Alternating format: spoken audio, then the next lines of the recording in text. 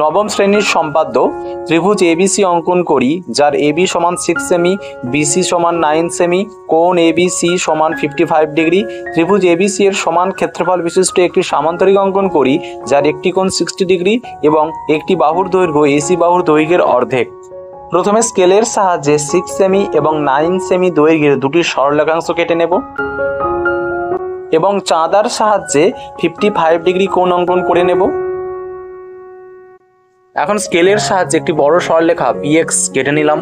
কম্পাসের সাহায্যে 9 সেমি দৈর্ঘ্য নিয়ে বি বিন্দুতে বসে কেটে নিলাম, বিন্দুটাকে সি নাম দিলাম। এখন বি বিন্দুতে 55 ডিগ্রি অঙ্কন করে নেব। ওপরে যে 55 ডিগ্রি অঙ্কন করা রয়েছে তার সাহায্য নিয়ে বি বিন্দুতে 55 ডিগ্রি অঙ্কন করব। কম্পাসের সাহায্যে 6 সেমি দৈর্ঘ্য নিয়ে বি বিন্দুতে বসে কেটে নিলাম, বিন্দুটাকে এ নাম দিলাম, এসি যোগ করলাম। কম্পাসের সাহায্যে এসি দৈর্ঘ্য নিয়ে বি বিন্দুতে বসে কেটে নেব এবং এবি দৈর্ঘ্য নিয়ে সি বিন্দুতে বসে কেটে নেব। বি এবং ওই বিন্দুটিকে যোগ করে দেব। এখন এসি বাহুর লম্ব সমদ্বিখণ্ডক অঙ্কন করে নেব। লম্ব সমদ্বিখণ্ডকটি এসি বাহুকে ডি বিন্দুতে ছেদ করেছে।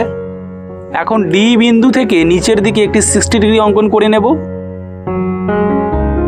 সরল রেখাটি ই বিন্দুতে ছেদ করেছে। ডিসি দৈর্ঘ্য নিয়ে ই বিন্দুতে বসে কেটে নেব, বিন্দুটাকে এফ নাম দিলাম, এফ সি যোগ করলাম। সি ডি ই এফ হলো ত্রিভুজ এবিসি এর সমান ক্ষেত্রফল বিশিষ্ট সামান্তরিক।